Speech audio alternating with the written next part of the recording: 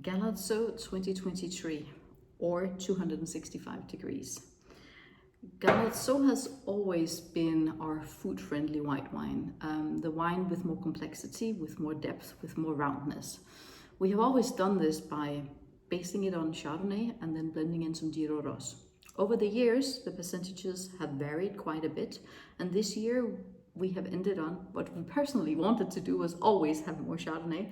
So this year we managed to bring it up to 82% of Chardonnay and only 18 of Giro.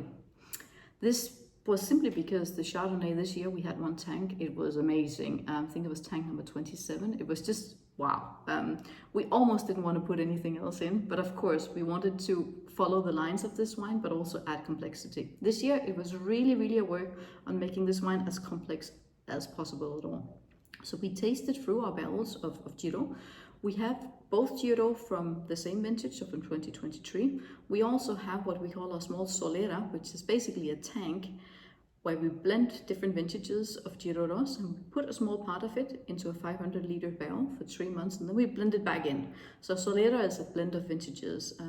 Giro Ros really benefits from a bit of aging in oak, not too much. So in this way, we have created a lot of bits and pieces to play with for our puzzle here of blending. So we added one barrel in, the barrel that had been sort of mixed between 22 and 23. And then we still needed something else. And there was one of the other barrels of Giro Ros, but from 2023. So the wine had been only there for 2 or 3 months, which was extraordinarily good. I think it was barrel number 46 or something. It was just wow. So we put that in, and then, yay, let's do a bit more. We needed a bit more freshness and a bit more Giro, but without oak. So we added in a tiny bit of Giro Ros 2023, but from a steel tank. Now you might wonder how we can add something from 22 in. We are actually allowed, if it's less than 15% of the total blend that's from another vintage, we can still call it 2023. So hence it says 2023 on the label. So let's see how it smells. It really smells of Chardonnay. So the pure Chardonnay fruit with ripe Granny Smith apple, white peach, honeydew melon, even some orange peel or clementine. It's super complex. And then also you get the backup from the Giro, specifically the one that's been in barrel, with a bit more of spicy notes like white pepper, fennel seeds, and also a bit of toastiness like toasted almonds, roasted almonds, like the ones you eat for snack.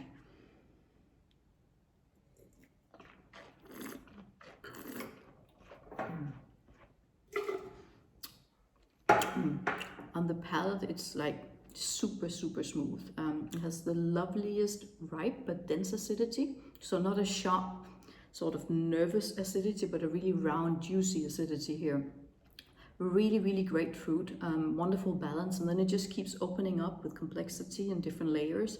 It's a highly complex white wine here, and that even usually you would think about fish, but the first food that comes to mind here for me is roasted chicken or chicken skewers with satay sauce, peanuts. That nuttiness, the spiciness really comes out here. It's a wine that can really handle spice, but it would also be beautiful with a white piece of fish, sea bass or turbot, or even codfish, but brown butter, a lot of nuts in there, so a richer fish dish. And for the glass, curiously enough, Riedel also thinks that Chardonnay and Viognier matches beautiful together, because they actually create a glass that's a Chardonnay Viognier glass, which is the one I have here in my hand, which is really great for bringing out the best of both grape varieties here. So Galatzo 2023, the most complex version we've made of this wine so far.